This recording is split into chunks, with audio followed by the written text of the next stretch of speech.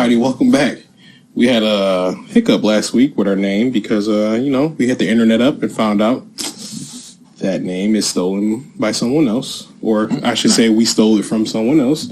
So, allegedly, I give you the new name. Welcome to Slightly Less Than Perfect. I'm Mark, and here are my two lovely co-hosts. Ryan the Beautiful. I'm Ryan and Beautiful. And we got Breezy the Cunning. Oh, I can't be beautiful? I mean, we already got Beautiful taken. You can't. But beautiful. I'm the Vega player here. I'm the only... Okay, Breezy. Okay. All right. Wait. Okay. I'm Mark, and we got Ryan the Cunning and Breezy the Beautiful. Breezy the lovely rose. The beautifulest rose in the garden. Just don't touch the thorns. I'm sorry. It's kind of gross, actually. It's gonna leave an impression, though. Yeah, don't let Breezy prick you with his thorns. All right, so guys, what are we talking about today? All right, today topic is mine. I wanted to ask you guys, what are your skill sets? Like, what things did you learn throughout your life how to do, whether it be through education or whether you taught it to yourself, and how do you use it in your daily life now? I'm really good these days at putting on house shoes and going out to get mail from the mailbox. I didn't think I would be good at that, but as I get older, I'm really good at that. I think the next evolution to my skill set is put on the robe. Yelling at kids to get off your lawn. Yeah. I got you. Yep. I'm not saying that I wouldn't love that idea. What I'm saying is, I saw a Versace robe, and it's the first thing Versace I've ever liked. It was a $600 Versace robe with like black trimming on the outside of it, and I was just like, yeah. If I ever win the lottery, I'm not gonna say anything. Yeah, but it's gonna be signs I made it. So you see me walking around everywhere in a Versace bathrobe, just know. I can see it. I've been thinking of some Christmas gifts to get you, and I think I can get you a pair of Crocs to go along with that Versace robe. that fits Mark to a T. I mean, it's the restaurant life. That was for you, Breezy. Oh, I don't do Crocs, man. It got to be something else. You never tried, have you? I got to get them old man slippers, bro. I got to get something with like the churchman heel on it. Oh. To be honest about that little punk ass half-inch heel. This is not the direction I meant when I said things you learned. I meant like, yo, my dude over here, he knows Photoshop, bro, and freaking typesetting and walking. Oh yeah, he taught me how to walk. Yeah. True. And man, Breezy the Beautiful, besides being beautiful and having more vests than you could shake a stick at, he knows how to run a friggin' political campaign, and he also got Photoshop, and he's an author, and stuff like that. I mean, don't forget, Mr. Game Crafter here, Mr. Programmer, Mr. just Unity Master, Photoshop Wizard. Man, this sounds suspect. Game expert, game creator, board game. This sounds aficionado. That's true, man. We got some good stuff going on. Okay, I think we should start this one over though, because we sound a little suspect here. Breezy, yeah, your skill set. Tell us. Skill set. The things that I'm most confident in are gonna be things related to writing, publishing, indie publishing, that realm, because it's something I've been doing for a very long time, and I did find some success with it. Could have been more, but life happens. But you started, Breeze. Like, why'd you writing is kind of random. Like, what was the spark? OG spark. You guys were mostly there for that journey, especially towards the beginning. But there was a little bit of a build up before that. What got me into the realm of writing, I was always into creating stuff as a kid. Always into crafting stories. It was, when I had toys, I used to craft these elaborate storylines with my toys. Okay. Eric used to come over to play. I used to tell him like, bro, no, your toys, they here, my toys is here. His backstory. You need backstory. The toys need backstory. The toys need back. We can't just be clash with these, so they need backstory. Your toys is from another planet. My toys is from this planet. Okay. I mean, that's fair enough. You know what I'm saying? Intergalactic warfare, Yeah. It was fun. But once I got to actually sixth grade, my teacher had us write a story, and I got a little bit too into it. I crafted like this 8-chapter kind of mini epic that was Harry Potter meets what could I compare that? It was like it's kind of like an isekai. It was like these kids from Detroit. They meet this like crazy lizard man, go have a fight, have this Dragon Ball power up. They end up fighting this guy, and they go to another world, and I got really into it. I never finished it though.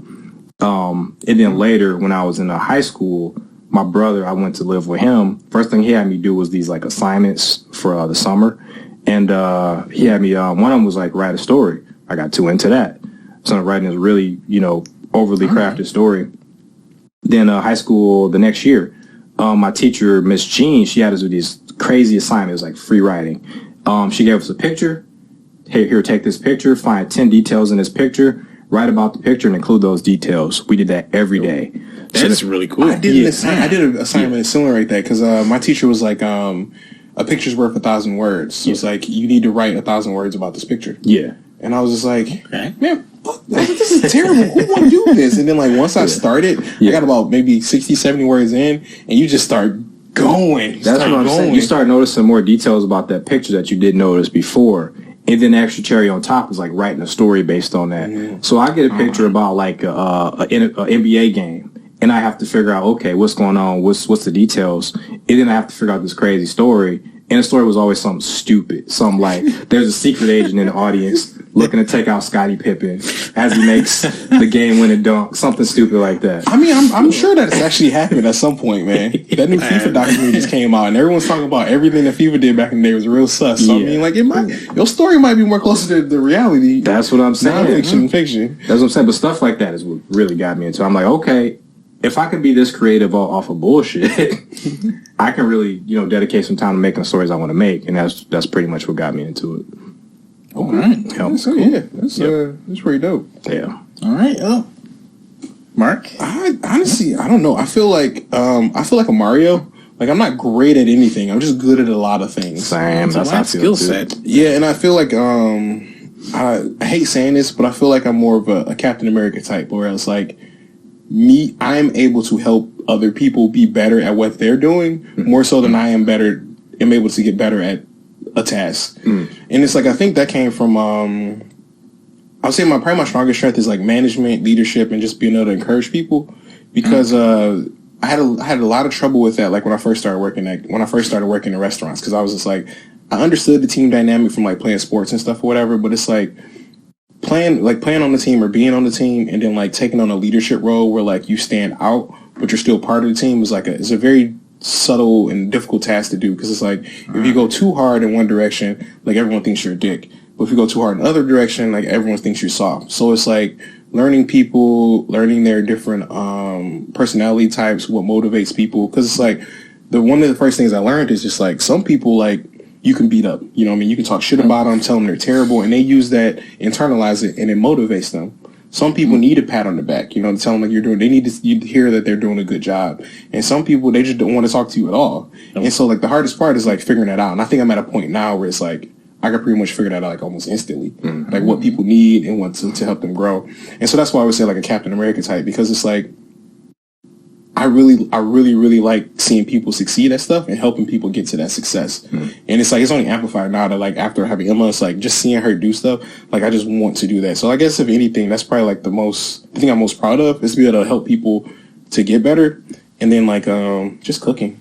Cooking is one of those things, like if I was to be isekai somewhere, I think cooking would be like going to a cooking place would be like my best asset, because it's like cooking techniques and like making food or whatever, if I see it once or twice, like I got it, like more or less. Like, obviously like fine details and like some stuff would take a little bit more effort, but for the most part, like if I see something done, like I'm pretty much gonna replicate it. And I mean, like I will talk shit about my food. My food is amazing. Just gotta ask anyone that's eating my food. My shit's good. So you mean that you're willing to teach other people cooking recipes, huh? Yeah, like me and Breezy. You're willing to teach me and Breezy cooking recipes. I mean, I managed restaurants for like 7 years. That was literally my job, teaching people how to cook. Yeah, that was your job. But now you're willing to teach us, and you're willing to go on the record with you being willing to teach us. I don't like the way this line of questions is going. I mean, I'm getting a little suspicious. This is real sus, man. I don't know what we're getting. This sounds like a real loaded question, if you ask me. You had a really...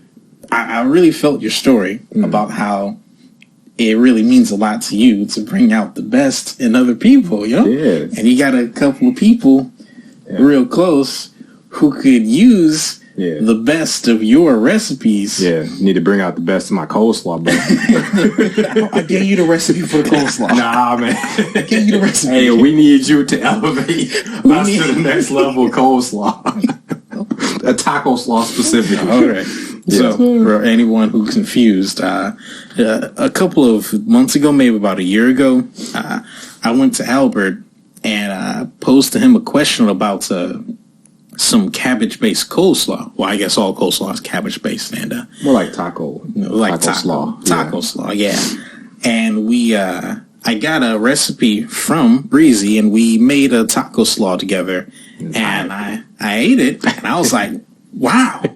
This stuff is amazing.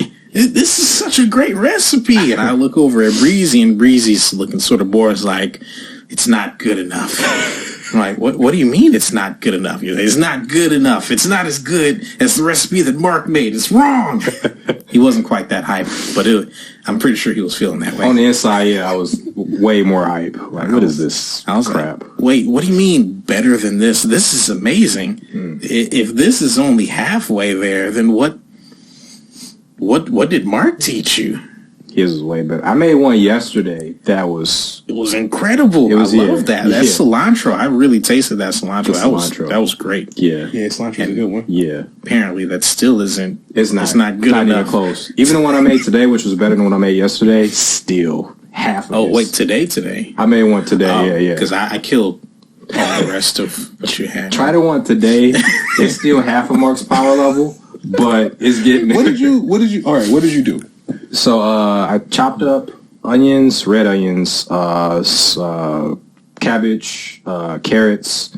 I put in the rice wine. I put in olive oil. I put in salt, pepper, chopped up jalapenos, put them in there. We didn't have lime, so I used lemon juice. Today's mixture was a lot better than yesterday. I put paprika in it yesterday, too. I think I didn't put paprika in today. So it was okay today. It still wasn't on your level. I think you got you got a better taste, a better sense of that. Yeah, it's like taste, I think. I will say this. I've been lucky enough that every restaurant I worked at, it's been like an older person of like some ethnicity. Mm-hmm. Like it was a Mexican lady, like Lily, when I was at way back in the day, and she taught me how to make tacos, and like those tacos and burritos she made were on a different level.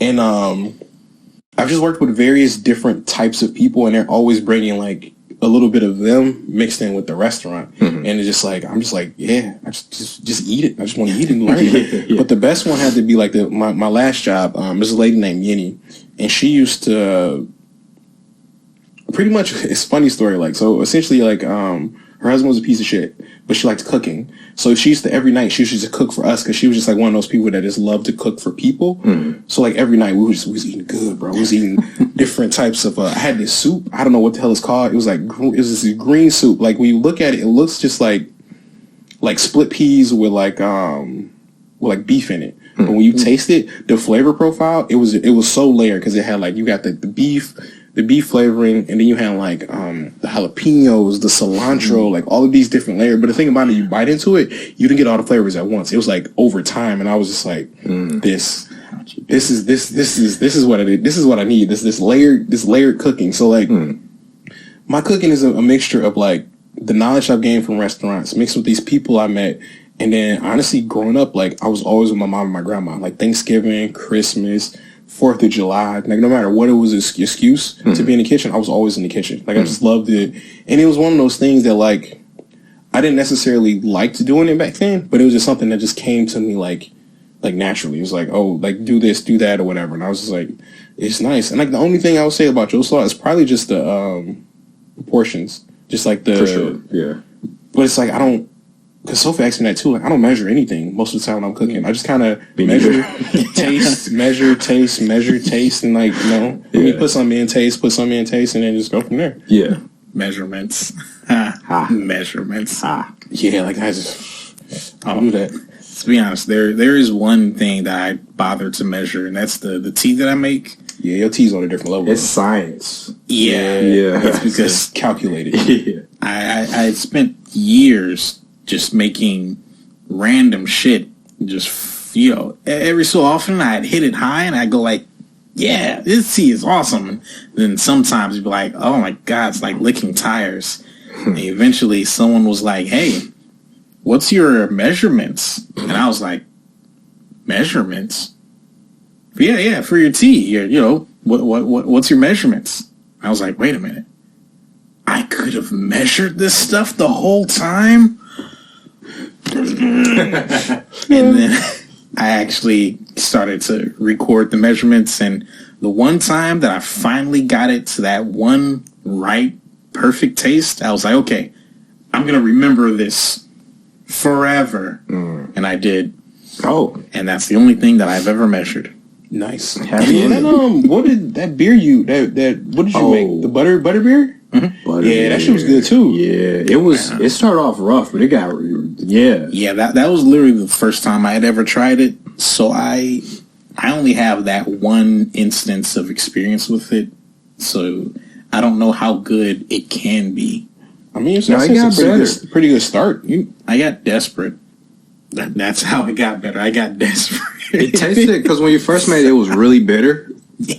But then the second batch, I think, or the third batch, however many batches you made, it got sweet. Literally dumped more fucking sugar. You just dumped a lot of sugar in. Yeah, that's what. But it tasted way better. Hey, I mean, to be honest though, sometimes like a lot of people when they like, because people ask me questions about food all the time. A lot of times, like you can fix, like it's ways to fix different foods, and it's ways to compensate for things that you don't have. For example, like if you don't have sugar, you can use honey. Like honey works there, especially if it's like for like marinades and stuff. Like I like to use honey better because it coats stuff better and it sticks better.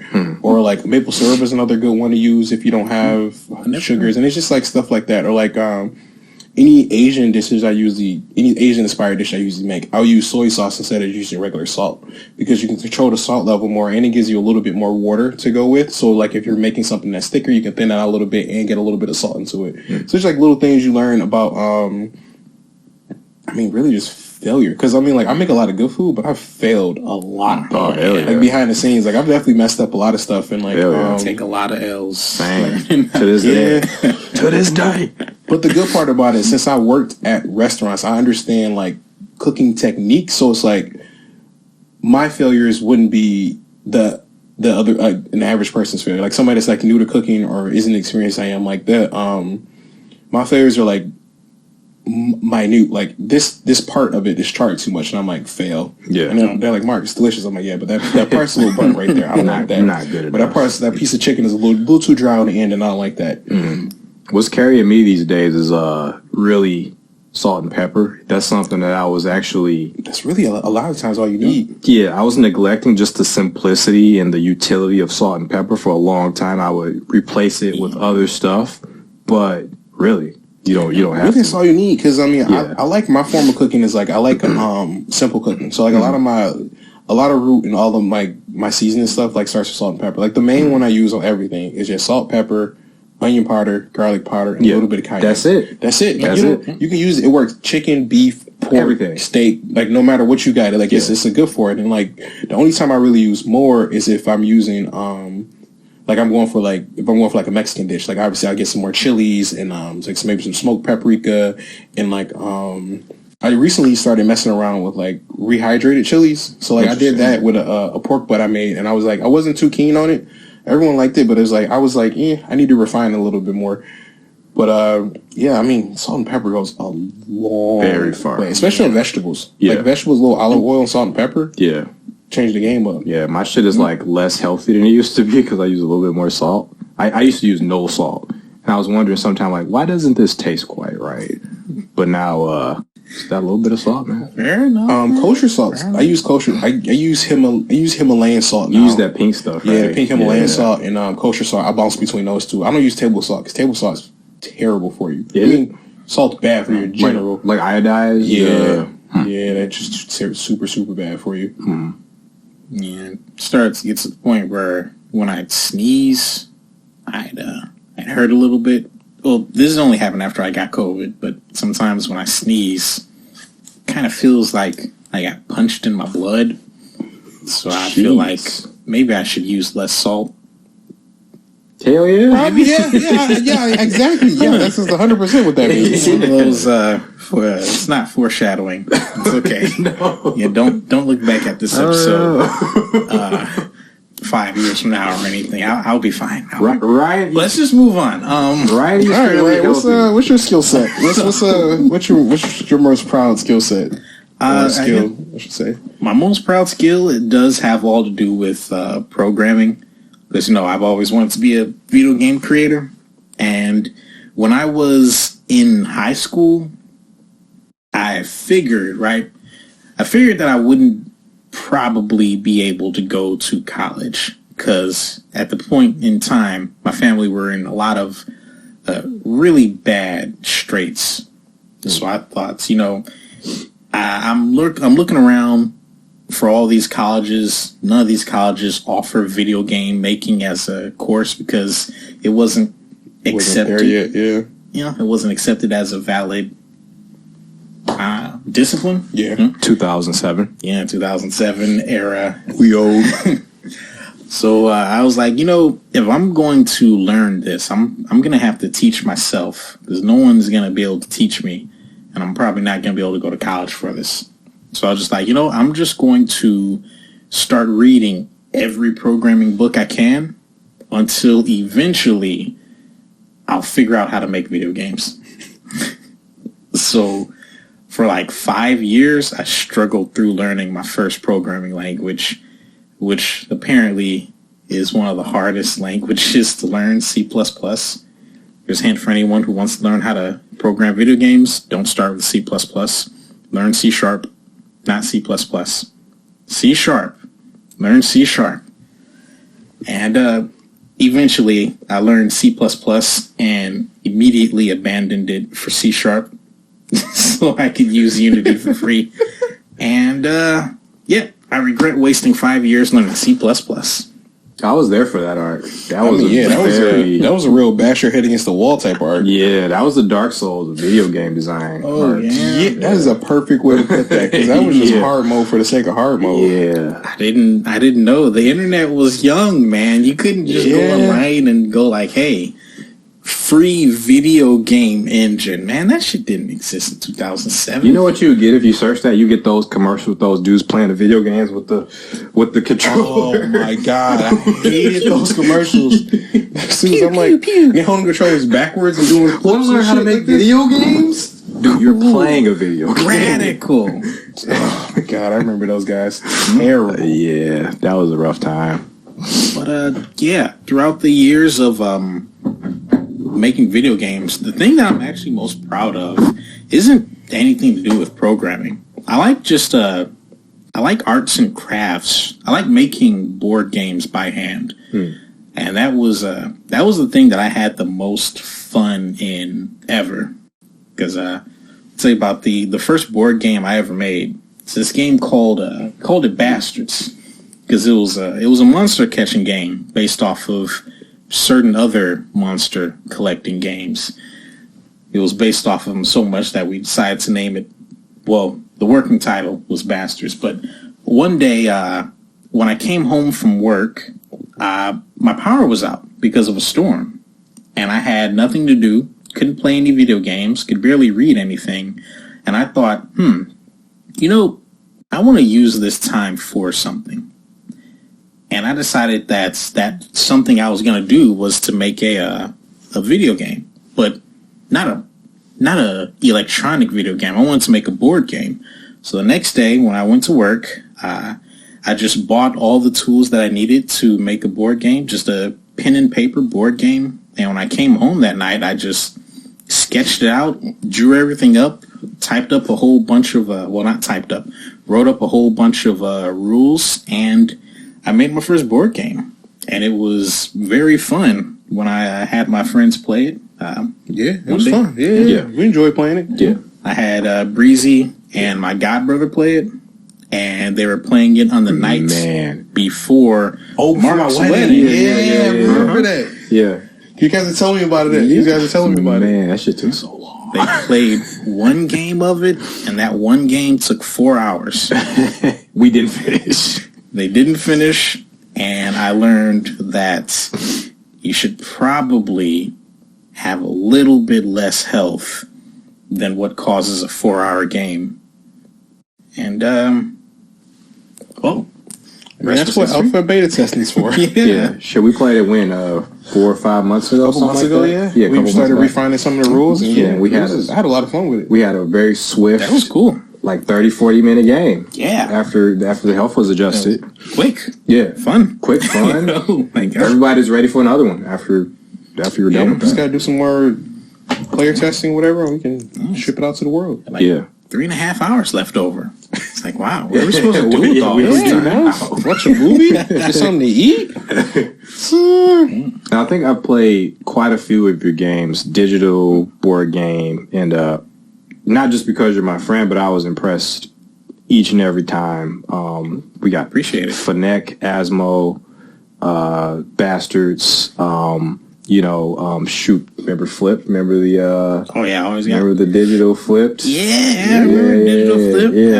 Yeah. That was it existed. It was a try. Open world-ish card game. I had started learning Unity in 2013. I made Flip in 2014, so it's been a while. I've learned some stuff since then. A couple things. I mean, definitely, yeah. I mean, it's constant. That's all it is, right? Constant improvement, constant growth, as long as you keep moving forward. Yeah. Did you get to see Asmo when he made Asmo? I saw the video you put on YouTube. I didn't actually physically play it, but I really like the particle effects. I don't know what to really call them, like the cherry blossoms you had like blowing and stuff. What was that? That was really cool, and I like the simplicity of it. Because I feel like it's one of the things that I feel about games, and I try to think about it too. Like when we do our things or whatever, it's like, go to the root of it and like just tear everything away. Tear away the graphics. Tear away all the stuff that's like that is now make video games good. And like, where did it start its course? You know what I mean? I feel like Osmo does a really good job, but like where video games started and showing like the simplicity, how you can make something simple, beautiful, and fun at the same time. And I think that's something that I think that's why the indie genre is getting a big push now, because it's like, I don't need a Ferrari all the time. It's like, my little Ford Focus is cool sometimes. You know what I mean? Yeah. And I think that's a great representation of it. Like, sometimes you don't need all the bells and whistles. You just need something that's good, functional, and entertaining. Yeah, the root of that, right? I decided to go with that really, really reduced color palette because I couldn't do anything else. I was like, dude, with what I was using at the time, I only had free assets and stuff. And I was like, these free assets, they're all right, but they're not good enough. They're not cohesive enough because they're made by a whole bunch of different people. Right. So I was like, I need to somehow make my own assets, but I didn't have the expertise to really make it look meaningful, right? I wouldn't be able to actually make the game look scary with my own skills. Gotcha. Unless I made it look surreal. And that's where the three colors, black, white, and red, and it's those the first person view with just those three colors. That's where that idea came from. I think it works really well, because I mean, think about like back in the day, like those old samurai flicks, and like what's that, Trek to Yomi, I think. And then like you can play Ghost of Tsushima too in like the black and white mode, and all you can see is the blood. It's like it's a classic proven color scheme that like works. And like lights and shadows. Like everything works good with black and white, and then you have a little bit of just a pop of color here, a pop of color there. Schindler's List. I mean, like the list goes on of like stuff that uses that. What's the really Frank Miller joint with the black? Sin City. Sin City. Mad World was based off that. Yeah. So fun fact about Sin City, I didn't know that it was like comic booky Frank Miller, like kind of superhumanish. So the first time I watched it, I'm like, this is dumb, because like the way it was presented to me and the way the friend had told me to talk like that, it was kind of like it was supposed to be like realistic-ish. So I'm expecting like boots to the ground type of like cop thriller, but it's like he's like jumping off buildings and bashing through walls and shit. And I was like, this is dumb. This is dumb. And years later, I found out like it's supposed to be a comic book, and I was like, it's dumb, but in a good way now. It's still the way they do the action that is still kind of dumb, because it's like the Wire food type stuff. Like it looks campy, but I guess it's purposely made because I think Robert Rodriguez directed it. So okay, I mean, I like campy stuff, but like you can do campy. You can do better. Then like I don't know. I was not a fan of those movies at all. Yeah, I'd say as far as comic book movies go, for its time, it was really good. It's a good movie. Yeah. Like, I don't doubt it. It's just like I had such a messed up experience with it that it's kind of ruined it. So like I can't really go back to it. You expected something, but you got like you go to you buy drinks with Sprite and some water. Your whole day's just messed up after that. You know what I mean? So, like I expected like V for Vendetta, or I expected what V for Vendetta had showed. You know what I mean? That's kind of where I was thinking. That's kind of where I was thinking. That was like kind of because V for Vendetta was like kind of not supernatural, but kind of in that realm of like comic bookies ever. But it was very boots to the ground and realistic. And I really thought the Sin City was gonna go that route too. Yeah.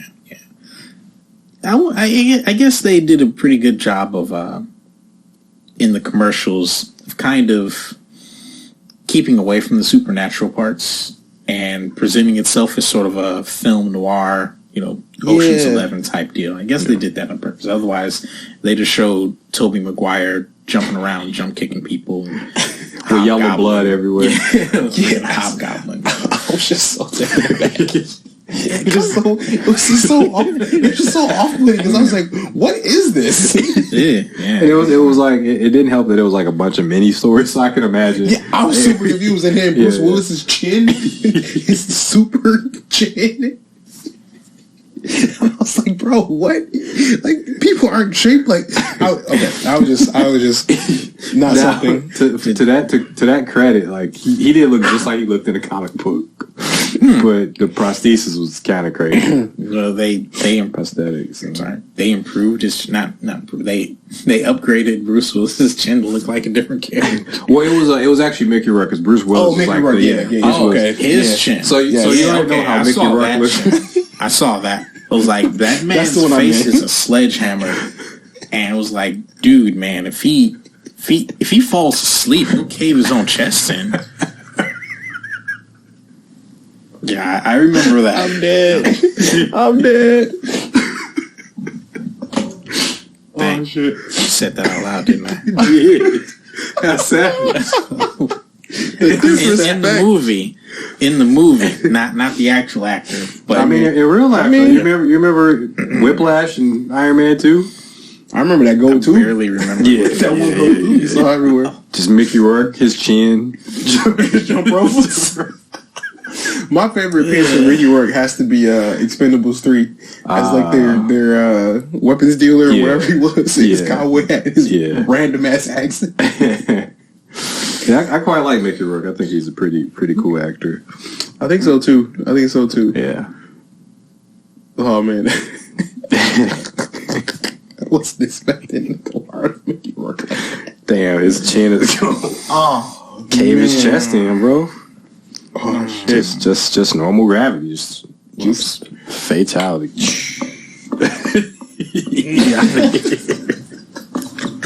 So, what's next on the agenda? Shower thoughts.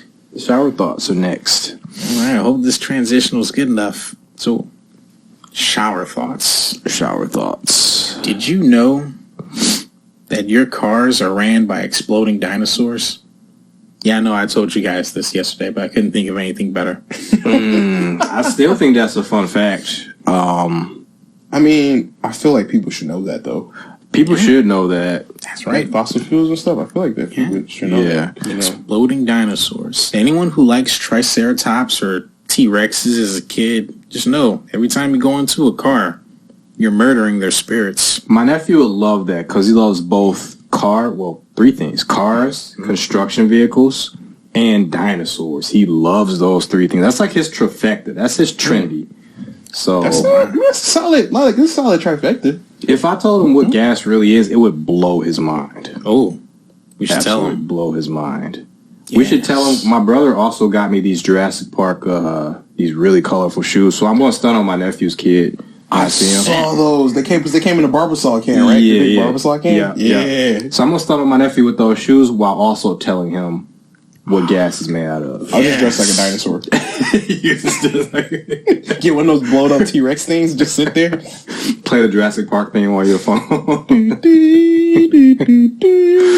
Yeah, I'm here for that. But yeah, I think yesterday you said something about like where we're gonna be. Where our bones are gonna be. Right. Millions of years from now. Yeah. After you all die and then get buried in the earth, crushed by monumental forces and turned into oil, we'll be the ones running alien cars. I really hope the aliens aren't still using fossil fuels in like another millennia. I mean, they'll have us. We'll be the fossil fuels. I mean, yeah, but I hope they have better energy by then. Because if we're still using fossil fuels for a millennia, what was the point? What do we do? So me telling me we made no technological advancement in another million years. Oh, man. That's a good point. That's a dark age. They still using that shit. Yeah, fun fact, I guess. Or not so fun fact. Useful fact. Today at work, somebody told me that the solar to electric, the cost of converting solar to electric is going down drastically. So if you get your foot in the door of that now, you're going to be pretty much just set in like another 10, 15 years. Yeah. I keep getting all these spam emails and not necessarily emails, but like ads and stuff about like solar energy and solar power. And I looked into it. Yeah. And it's like a lot of like, I guess grants and like random other things you can get to like kind of. Sure. Grants are nice. Kind of get you going. So I mean, I kind of want to look into it. I want to look into it more so too. Yeah. Because they were talking about that. I was helping somebody, one of my clients for my day job, and they were going into that. And I was like, I knew solar was like on the upswing, but I didn't know it was going to get considerably cheaper compared to like a lot of the other energies. Solar and wind, a lot of wind energy. Super random. This guy I worked with a couple years ago. He went to school for like he's the people that go up on the wind turbines and like just fix stuff. He says like I can't remember his 8 or 18-month course, but whatever it was, a short amount of time. And he's like, the average person there is making like 6 figures just off rip. But I'm like, you're going 150 feet up in the air on a rope to fix fans. But I mean, he did it. You know, he's living his best life. Yeah. That reminds me of I don't know. I'm sorry, this is so dumb. It reminds me of that JoJo's episode where the guy was living up in the it was like the electric tower. Yeah. He was up there. That was weird. Yeah, he had his whole system was like just so. And he might be an alien. They never confirmed that if he was or wasn't. They just kind of like left that ambiguous. That's right. Spoiler. Whoops. That's what post is for. Yeah, that'll be fine. Production. Yeah. You got a shower thought? I was trying to think of what I was thinking the other day, but I was a little inebriated. So I was trying to remember what it was. But, it's what I told you guys the other day. For anyone that's out there that is male, your mother has grown the same amount of dicks that you have. And if you have brothers, she's grown more dicks than you. Now think about that. Just put that in your head. Yep. And we'll leave you with that for a couple minutes. Yeah. Fellas, you guys got some work to do if you have siblings. You need to put in some more effort. Your mom's killing you out here. Puts a whole new spin on the term, dicking around. Don't be a dick about it.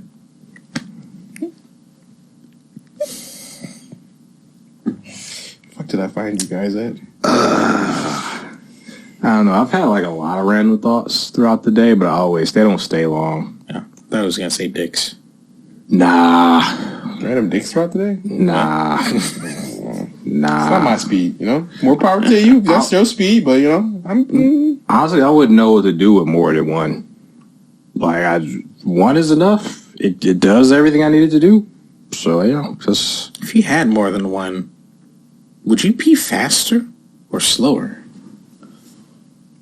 That's a good question. So like a super soaker, right? You ever notice that the ones with the single spout are stronger than the ones with more than one spout? yeah. But you're underestimating the power of human will. Human will is the thing that pushes pee out faster. That is true. If you don't believe in yourself, pee ain't going nowhere. your pee ain't going nowhere. That's true, man. That shit gonna be slow. You're gonna be peeing forever. I definitely have, like, been at work and, like, needed to get back to life, and I pissed real fast. Yeah. Oof. Ouch. I think the way you pee kind of signifies your worldview, too. You know? How so? Like, I'm interested in this stuff. So the way I pee is very lackadaisical. It's very, I don't got nowhere to be. I'm just in here enjoying the moment. Nowhere to be, nowhere to pee. Nowhere. So the stream is very, it's not aggressive. It's very just constant. You know what? I kind of, I kind of get, you know, that one to get up in the morning, you like half yawning, leaning against the wall, and just kind of like, whatever happens, it's kind of here. Yeah. I noticed that just, you know, when you go to a public bathroom and you see dudes just in there, I know when you really have to pee, you're going to go faster, but some dudes are just like really into that shit, and I've never been that into peeing. I think they just might have a urethra problem. It could be that. Might be a little bit of shame there, you know. They have to take their pants off and touch a cursed, dirty place that makes God cry, and they're just like, just want to get this over. They're not supposed to be doing this until they get married, and they're like, they got to do this and then hit the confessional up right afterwards. Certain guys make noises too when they pee. I got a story about this. So I was at work, right? I was at my part-time job, so I didn't care as much. So I was like in the bathroom, in the stall, taking a shit, and I was done. Right? I was literally just on my phone, just Instagram, playing games, just whatever, just anything not to go back to work, right? Yeah. And this guy comes in there. He comes in fighting demons, like coming in. Oh no! So like, and I'm just like, I'm at the point. I'm so unbothered because I don't want to go back to work. I'm just like, how long can I put up with this? So I'm like, so like at that point, my male ego kicks in, and I'm just like, challenge accepted. So I'm just sitting there chilling. Player and this man is fighting. Like the first thing, like you hear him, like it's one of the ones where you come in, you hear him, the door slams, the door closes, and I'm just like, okay. I'm like, all right, we still level one. It's cool. Yeah. Then like a couple minutes later, it's like I knew it was bad because he didn't put toilet paper on the seat. Oh no! So you immediately damn. Then once you hear the. You know, you hear the slam, the plop, and then once you hear the plop of his butt, the plops just don't stop, bro. Just don't stop. That first plop is dangerous because that's the backwash plop. I mean, the way I heard the plop, it covered it entirely. It was a massive plot, and I was just like, all the shit. And I was like looking at Instagram, and I was finishing up the video I was watching. It was like 2 minutes long, and I was like, I don't know if I can do this. Yeah. And then at that moment, I was like, I don't know if I can do this. The smell hit me. Oh no! And it was one of the ones where like it wasn't just like here. It got all up in here, and I was like, I gotta go. I got. It was a cloying stench, like wasabi. Yeah. like wasabi or horseradish, one of those things that just sticks in you. So I'm like, all right, I gotta get out of here. So I finish up, get straight or whatever, and this man is still fighting, So then I'm going around. I'm like getting to wash my hands, and it's one of them stupid motion ones. So I go to wash it. It comes out for 2 seconds. I'm like, like I'm damn near in tears now because the stink is burning my eyes. God. This man has not stopped shitting the entire time. Like it's a constant flow. It's just in the middle of it, he's just like, oh man. And then at one point, it's like I know he braced himself a few times. Because you hear like that. It's a very distinct sound when your hand hits that metal that balls are made out of. And then like once he hit that, he made this sound. And there's no way that I can describe this sound without just saying demonic squeal. And so after that, like, he started demonic squeal, and I was just like, fuck it. I just left. I left, and I went and washed my hands in the employee, because the employee lounge is like across from the bathroom. I just went in there and washed my hands, because I was like, I don't know what's about to happen. I don't know who he's fighting. I can't help you, and I don't want no part of this. Oh my God. Fast forward a couple hours on the headset, someone's like, we need one of the managers in the next bathroom. And I was like, the manager's like, he's like, yeah, I want a customer right now. What's going on? He's like, I don't want to say it over the headset. You should just go to the bathroom. And like, everyone's just like, what? The seat? Oh no. Down the seat. Behind the seat. Bro. And they're coming to us, and they're just like, yeah, warehouse, you going to? I'm like, you don't pay me enough. Bro. You don't pay me enough. You know, fuck I'm not going to do it. Fuck that person. They always. The manager ended up doing it, because we all looked at him and was like, nah, bro. Couldn't be me. Man, fuck the person who did that, man. Seriously. Like, if you're going to do some shit, like, just clean it up, you fuckwad. That's a good point. Just clean it up. Just take the time to clean it up. You know you fucked that seat up. Just clean it up, man. Just at least get the shit in the fucking thing, so people don't have to physically remove your shit. Yeah. Oh man, but that was an interesting, like, 7-8 minutes of my life. That's wild. That's some shit. Facts. Now, facts. I thought about this as you were telling that story. Like, what if, like, somebody was next to you taking a shit? You heard two thonks, right? You heard thonk, thonk. And you look over, and their fucking feet disappear. There's no more feet. It is thong. What technique is this? I was like, what if been like this shit so hard? Are you talking about like the pregnancy? The pregnancy? Yeah, like the feet hit the side of the fucking wall. Bro, if I'm in a stall taking a shit, that's what I call horse stance. Someone next to me is doing that, bro. I'm leaving. If I'm finished or not, I'm leaving, because I don't want to hear the demons you fighting in there, man. I don't know what you're going through. I don't want none of that. No, I had a situation where the guy, in this situation, there was only two stalls in a bathroom. It was actually a job I had this year, towards the beginning of the year. The job I worked with Kwame Kilpatrick's mistress. Okay. You got to go into that one. No, I ain't gonna tell that story today. But in the stall, it was just two stalls in the men's bathroom. I sat there, I was taking a shit, and this guy came in, and he started taking a shit too, and he was very vocal about his shit. So wait, are you surrounded on both sides? No, it's just two stalls. Oh, just two stalls. Okay. Yeah. Oh no, wait, that's even worse. Yeah. So he was like, I think he was the janitor too, because he was the janitor because he brought his card in too. So I know he knew I was there, because it wasn't like a lot of space in these stalls. Like you could, the door was closed, you could see feet, but he was very vocal. He was like, he ended up talking on the cell phone and shit too. I was like, this is a very weird experience. I guess I don't care, because it is weird. I've never been in the bathroom with somebody where they're having like a full-blown conversation on the toilet.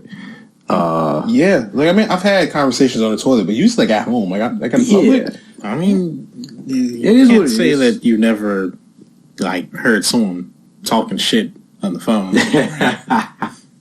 I'm sorry. Facts. Oh, this actually brings up another one. We were in England, so we went to England a couple Christmases ago, and while we were there, we're at this random department store, just shopping, whatever, and we go out to the bathroom. In the women's line, there's three bathrooms. You know, women's, men's, and then they got like the family handicap bathroom. And like I found this on the web. Oh, trans women in public restrooms. Oh wow, that's a great topic. Did that answer? Was that listening to us? Yeah, it's cool. No, they're like, oh, that's not strange or anything. No, they're like, y'all need this topic. Thank you, Skynet. Thanks, Siri. I appreciate that. No, we got this covered, Siri. Yeah, it was women's bathroom, men's bathroom, and then the handicap bathroom. So like the women's bathroom, like anywhere else, long as hell. And then the men's bathroom was no one in it. And it was we were just chatting with people in line or whatever. And it was these couple girls that were talking to Sophie and her sister. And they're just like, I gotta go. I don't know if I can wait in line. So literally, She goes to the handicap bathroom, and like literally like a minute later, this person pulls up in a wheelchair, and we started cracking up because our friend looks at us and is like, I can't wait till she comes out and sees this person in a wheelchair, and she's the reason they had to wait. She's gonna be mortified. So a couple minutes go by, the girl comes out, and as soon as she opens the door, this person in a wheelchair is there, and she looks at him, then looks at her friend, and then we all look at her, and her face, the terror, the fear, she just immediately like, when you've done something, and you're the reason why it's wrong, and you're the piece of shit, all of it on her face, and her friend is in tears, laughing at her, and we're just like, we just met him in line, so we're just like, scum, worthless. It's all your fault. Oh man, it was just one of those like super. It was like it felt like I was in a movie because I was like, "There's no way this happens in real life. Like, no way." Literally rolls up like seconds later. Hilarious. Oh, you gotta love life's timing. It's good, man. Life's comedic timing is great. It's perfect. Does it mean I have to share a shit story too? You have a shit story? I got a shit story. Okay. It wasn't me though. I was working at Office Depot, right? And so while we're in there, just working normally, I get a call from my manager, and I go to meet her because she says, "Just come to the front door."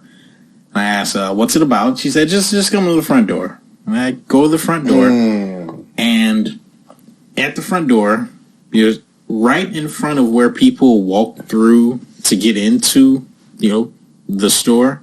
There's a giant log of shit. Just plop. Someone took a giant dump right there. And my manager was sitting there just looking at it. And I was sitting there just looking at it too. And I was like, did I miss this on the way in? Because there's no damn way that you can get in without seeing this log of shit that is directly in front of the store. And then the smell hits me too. And it was a rancid shit. Someone had diarrhea. You guys are right next to that Taco Bell too. Yes, we were. Makes sense. I was like, how did I not notice this smell? Because for some reason, it didn't occur to me that someone may have, while I was at that place of work working, just randomly came up, dropped their pants, and took a shit in front of the store without any of us realizing. And that's exactly what had happened. Check the cameras. That's some willpower right there. Yep. Some homeless guy had just dropped his pants and he dropped us a big one right in front of the store. And yeah, that's what happened. And my manager, the story's not over yet. Part 2? Not over yet. I mean, y'all got a one log review. So That's terrible. That's terrible. My manager was a woman who was actually much younger than me. She was, I think, 24 at the time. I was older than 24. And she just turned around and she just looked at me. She didn't say anything. She just looked at me. And I said to her, "No." And I turned to leave. She was like, "Ryan." I was like, "You're the manager. Cleaning this up is your job." She was like, "No, it's not." I was like, "Yes, it is." And you're like, "Why?" "Because I don't wanna." This is her saying, "But I don't wanna." It's nasty. Customer service manager. Manage that shit. Manage that shit. She completely just passed the buck to me and was like, "I don't want to touch it because poop is gross."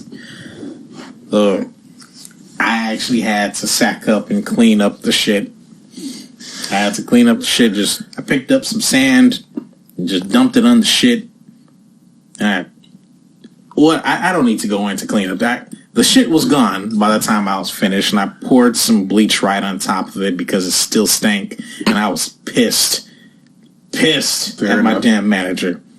Like she was a good person. She was funny. She was a really funny person, but she was also kind of girly girl. I got you. Where like if anything is gross, she didn't want to do it. If it was a bug, she didn't want to touch it. It was like it sounds worse than it is, although it is pretty bad. But yeah, she didn't want to do gross stuff. She'd work her ass off everywhere else, but she didn't She just didn't handle gross stuff. You see, I'm okay with that. Like, cause like when I had this one job, we were in a warehouse, and like everyone had like things that they didn't want to do, and it was cool because everyone had something different they didn't want to do, but someone else either didn't mind doing it or enjoyed doing it. So it was just like it was always like I ain't doing that. I got you, bro. And it was just like that. Yeah. So it was like a perfect little. We had our perfect little ecosystem back there. Yeah. So like everything got done, but. Because like at first our manager was trying to like assign stuff to us, and we're just like, nah, that's not how this is gonna work, bro. But it ended up working out because it was like at some point he realized he was like, "Are you guys just gonna do it?" So yeah, we'll do it. It won't be the way you want it individually wanted to be done, but it'll get done. And after a while, he was just like, "I don't care. Is it done? Yeah. Okay, cool." We all had a cool crew. A lot of workers just don't do stuff. Yeah, it's because the thing about it too is like we all got cool with each other because we were all like gamers. But it's funny enough is we're all like different type of gamers. You know, like one of the dudes is like he's younger. He's like just straight Call of Duty, like things of that nature, Destiny, like any type of shooter. But randomly he ended up playing Monster Hunter with us. But it was just like one of those things where like everyone had their own type of niche that they play. So it was like always interesting conversations about different games. Everyone's from like a different city, like a different place. Like one dude was from Rochester, other dude was from Grand Rapids, like I was from Detroit, other dude was from like Lorraine. So we had like all these different like it was dope because it's like we had restaurants to talk about in different cities, like you know our different families growing up on different sides of of Michigan or whatever. So it was cool to have like we got all these different experiences, but then we're experiencing the same shit on a job together. Yeah. So it was just a bonding. It was really bonding. It was funny. That's cool. Yeah. So funny enough, like these same dudes. It was a Cinco de Mayo about 6 or 7 years ago. And they were like, we should do something for Cinco de Mayo. And I was like, I had my apartment was closed at the time. And I was like, hey, we just go to my apartment. Like, we can just bro out, drink, have some fun or whatever. So what ends up happening is my boy brings his bong. And at this point, I hadn't had a bong in a long time. Yeah. So, like, he was like, yeah, you want to take a rip? And I was like, yeah, we're just going to play some Mario Kart, right? Cool. So I take this rip, and I'm like, bro, just give me a small one. I'm like, I know I'm not ready for it. I'm not even trying to talk shit. I'm not trying to gas myself up. I'm not going to be able to do it. He gives me this rip. Like, it's like a bong, about 4 feet tall. He gives me a rip, and I clear the whole thing, and I'm just like, so then, right when it hits me, I take it all in, and then I start coughing. And I'm in my backyard. I'm in like our communal backyard because I'm in my apartment building. Yeah. And it's like midnight, and I am literally coughing up my lung. Yeah. And I'm like bro. I'm like, Jay, why'd you do this to me? And he's over there cracking up. So after I have my coughing fit, we go back in the house or whatever, and we're just sitting there. You want to play some Mario Kart? So they got a picture of me, and I am like this, playing Mario Kart, and they're just like, bro, you good? My eyes are closed. And I'm like, yeah, I'm playing. I can see perfectly. And I'm like driving on the court in Mario Kart. And they're just like, are you sure? Are you awake? And I'm like, yeah, I'm good or whatever. They like, go look at yourself. When I tell you, my eyes were closed. Like literal closed. Like I don't know how I was seeing. Like I don't understand the science behind what's happening. Like I was able to see like my eyes, like the amount of like the amount that my eye was open was so minuscule. But I was able to see, so I have no idea. Your third eye was wide open. Wow. Yeah. Bro, I don't know. You opened them Shaka Khan's right up? Yeah, I mean, a couple beers and it was a rip-off a bong, I guess so. But it was just a really weird experience because I was like I thought I was asleep. Yeah. I looked at myself, so like I don't imagine what everyone else thought. You must have been high as shit because a cough fit like that. Yeah. For sure. Yeah, once you get them coughs going. Yeah. Yeah, because I woke up that morning, everyone just like, I was on the couch. Someone else was on the other side of the couch. Someone else was on the floor. Someone was in a chair over there. It was just like, everyone just passed out. That's what I was saying in Rochester. Fallen soldiers. Yeah. That's funny. I just love that. That was funny. Because one of the guys that we were with, he went on, I ain't gonna say his name, but he went on this Tinder binge, right? Oh, God. Tinder binge? So at the time, like, it was a couple of us, like, I want to say, it was like 6 or 7 of us that worked in the warehouse. And, like, out of the guys that were there, like, all of us, except, like, 2 or 3 had, like, girlfriends. And the one guy was just, like, he worked all the time. And he was just like, yeah, he's not out of town. So he was like, you do Tinder? And we're like, cool, whatever. So he was like, every day we worked, he had a new Tinder story. And we're just like, are these the same date or these different dates? And he's like, nah, I just been going on different dates every day. So then the one day he tells us, he's just coming in, he's like just scratching his balls, like scratch. Oh no. And we're just like, we're like, bro, you good? And he's like, yeah, why? I'm like, you scratching your balls a lot. It's like, it's to the point that like we're noticing. And he was like, yeah. He was like 4. We're like, 4? 4 what? He's like, yeah, I went on 4 dates this week. And I'm like, yeah, okay. You went on 4 dates. And he's like, they all ended well. And I was just like, oh. And I was like, making my balls itch. And I was just like, I'm like, bro, tell me you strapped up at least once or twice. And he looks at me. And he looks at me, and I look at him. He looks back at me, and I'm just like, Jesus. I just put my hand in my hand. And I was like, bro, Jesus. If you don't go get checked today? Yeah. Not just a check. Get them antibiotics, bro. I'm like, bro, you gotta go get checked. You already know what's up. Because you already know what it is. Something's amiss. I'm like, something's amiss, my boy. Yeah. Come find out, like, he was completely fine. Like nothing was wrong or whatever. But he was just like, it's just his laundry detergent.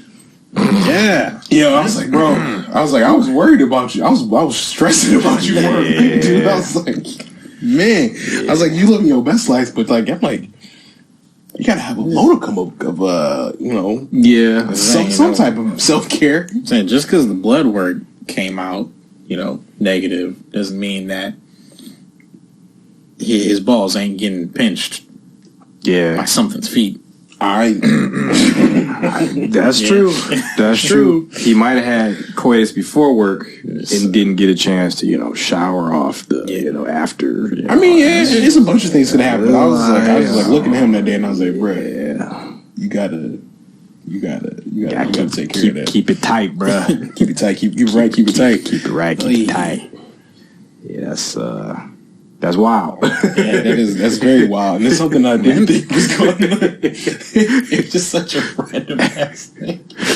That's when anything is new, people tend to go like wild on it. Yeah. For sure. Yeah. He wasn't like the guy that was like getting bitches in high school either, or whatever. So he just like he found his niche and he just went hard in the paint. Hey, he meant that, like, bro, I ain't mad at you. Impressive, man. He was 4 and 4. 4 for 4. 4 for 4 in 1 week. And I was like, dude, I was just like, salute to a soldier right there. Wow. Take it easy, bro. I was like, same stuff for everyone else. Like, my man, bro. Hey, pimping ain't easy. Pimping ain't easy. But I mean, it is funny too, because he's just like the most like, he's just a silly person too. So it's just like, in my head, I can't even imagine him. Like he's definitely the guy that got him because he was making girls laugh. Like he is that guy. He reminds me of this guy I worked with a couple years ago named Demetrios. Like you wouldn't think this guy had any game, but he gets the ladies. I'm saying, man, like it doesn't matter. Like as long as you got confidence in your approach, no matter what it is, you can make it work. Oh, for sure. But you just got to pick the right angle. Just don't be one of them creepy where my hood got good dudes. Like as long as you ain't one of them dudes, your chance is never 0. Yeah, but how it goes from there is all on how you do it. Yeah, really just got to know how to talk. You just got to have communication skills. You're pretty solid. It is basic communication skills. Yeah. I mean, because this is going to sound real bad, but for the most part, men communicate so terribly that if you have the mildest bit of communication skills, you have a very good chance of women. This is 100% true. No lies detected. No lies detected. And a little bit sad. So, seen a lot of, can't remember where it was, but a lot of sitcoms that just said, just look them in the eye and say, okay. That did work. Every so often, and I was like, that's just a sitcom being sarcastic, right? I'm going to tell you the real version of that. It's a version of that does work. It's because when women talk to you, they have certain inflections on words, and they'll tell you the emotion they want you to evoke with how they say the word. So, like, if you want to be a complete piece of shit, you can talk to women and not listen to anything they say and give them everything that they want to hear. Because I'm like, just try it out. Even with your mom, like any woman you talk to, just listen to whatever they're saying to you and speak to you. Just listen to the key phrases, and their voice is going to either elevate or lower, and they're going to swing it the way that they want you to feel about it. And you can completely use that.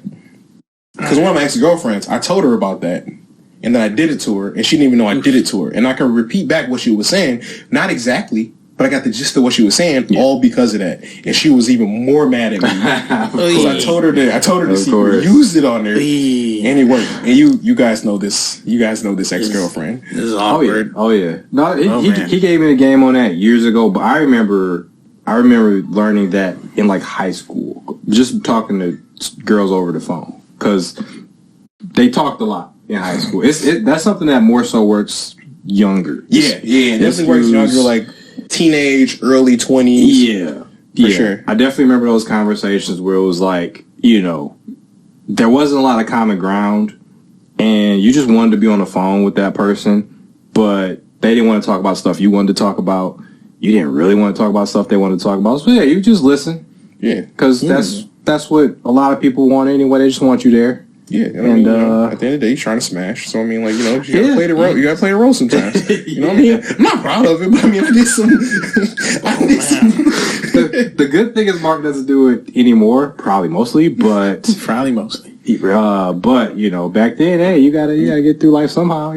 I figured it would be even more so, marriage, except it'd be, real connection. The problem with it is the problem is in the marriage. Like, even when you're like kind of annoyed with the person, whatever, you try to do that, they know your tendencies just as much as you know their tendencies. I'm feeling so disillusioned to hear. It's making me scared. It's easy to reverse. No, like, it's fun.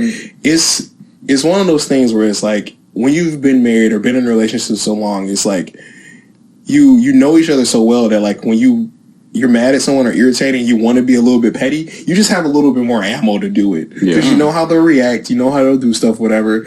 And it's just like, I don't know. It happens sometimes. Yeah, it happens sometimes. The thing with, as you get older, you learn, that becomes kind of a skill. Like, you learn what's important, what's not important with the person you're talking to, you're communicating with. So you know, like, what to listen out for and what's not important. Because as adults, especially nowadays, we're so like, everything's like a time crunch. Everything's like, you are multitasking all the time. So it's like, if you're multitasking, doing all these things, you don't necessarily have time to listen to everything this person says. That's unfortunate. Yeah. That's unfortunate, but true, because your mind is doing because you really have to think about, certain things at a certain time to get certain things done. So you're going to tune people out occasionally, but you become more strategic with it to hone in on the important stuff. But, like, work meetings? Oh, God. Work meetings, I'm the worst in work meetings. I'm like, if it doesn't pertain to me or my direct department, I was never there. Yeah. Like, I was sitting there, but I was never there. I'm really bad with that. Usually, thankfully, I got so much work that I have constant excuses to not attend because mine is all Zoom-based or whatever. I'll slow clap to that. But I've been really good at that. Like, we have morning meetings. I don't attend a lot of those either.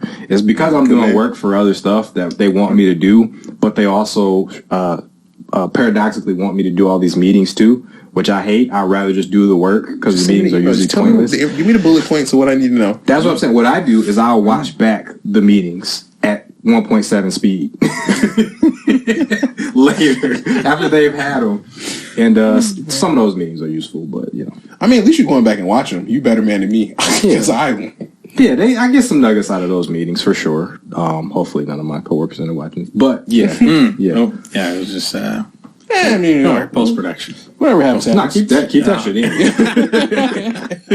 I don't care. Whatever you do, say it with chest. Exactly. Yeah, exactly. I'm making video games for the rest of my life. Yeah, that's the plan. Yeah, most of those in-person meetings that they force you to have, well, not in person over Zoom, but whatever, face-to-face meetings that could be emails but aren't.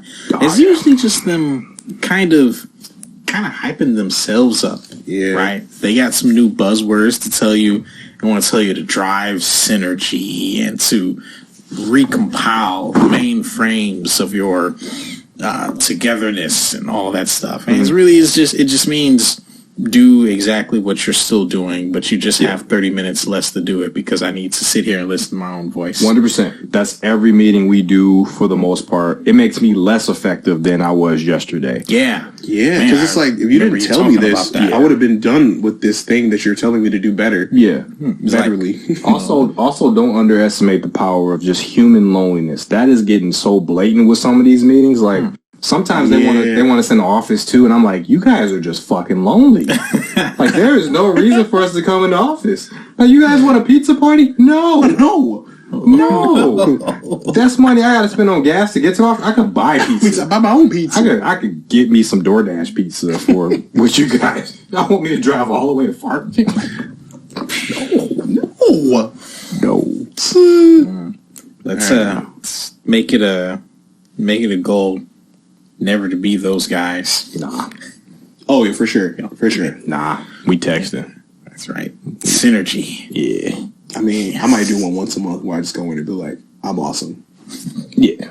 Good day. We should do like maybe a work party once a month, like Yeah, I'm like I like mixer type deals. Like just hang out in the office, chill, working. You don't end up doing a lot of work, but yeah. Yeah, just good vibes. But I mean, like with all those stuff where they're going around like the 4-day work weeks and like I saw a couple reports like 4-day work weeks. It's like they're increasing proficiency in the companies by like 300%. Just by giving people extra day. Because they were like breaking down the work week, and it was like, you got 5 days, you got those evenings, like, the average 9 to 5 person, you got your weekend, your afternoons, but that's usually for like, the average person is for the kids, like homework, if they're in a sport or any activity they're doing, and then on the weekend as well, like you're doing an activity with your kid, but it's like you're not doing anything to like, you're not relaxing. But they found out you give them that extra day, like 4 days, no 10-hour days, just 4 still 8-hour days. So that Friday or whatever, those people are they're having a day. The kids are in school. They're having a day to like actually like decompress, go golfing, hunting, whatever your thing is, whatever your drug is that you need to do. They're able to do that and then still know how to actually enjoy their family. And it was a 300% increase, like almost immediately. I believe it. I believe it too. Think about all the energy you waste on just resentment. Yeah, like I said, when I was sitting in the bathroom for like 20 minutes just on the toilet. Oh yeah, and it's like, that's true. I would have been working. You just Monday, you just resent everything. Like, fuck, I didn't get to do everything I wanted to do Sunday and Saturday. Right? Yeah. You got to cram everything into those couple of days, like your fun, the stuff you need to do, grocery shopping, like all that stuff, and it's just like, like at the end, you need to still have fun in your life, no matter what age you are, no matter where you at in life. Like, fun is a necessity. True. I don't do a lot of fun these days.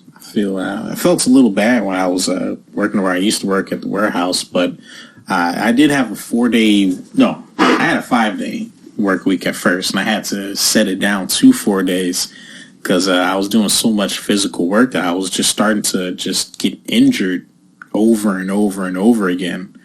And I was like, this isn't worth my health. These 2 days at the end of the 5-day work week, this isn't enough for me to just rest my body. A lot of people when they work, and I've heard that a lot of people who are working like a 5-day weeks, when they get off from work and they have their 2 days off, those 2 days are just spent just resting. Right? Yeah, that's what I'm saying. You're not doing anything. Not living. Just resting. That's how I've been, because my mind is so fucked from the week, and it's just like I can't even think of anything to do on the weekend. It's like I just want to just decompress, man. And having that one extra day in between the days that you're working, you can just take that one day and just devote all of it to just rest. Yes. Yeah, and that's like, that's the beauty and the curse of like working at restaurants. Because like my perfect schedule at a restaurant is having Wednesdays and Sundays off.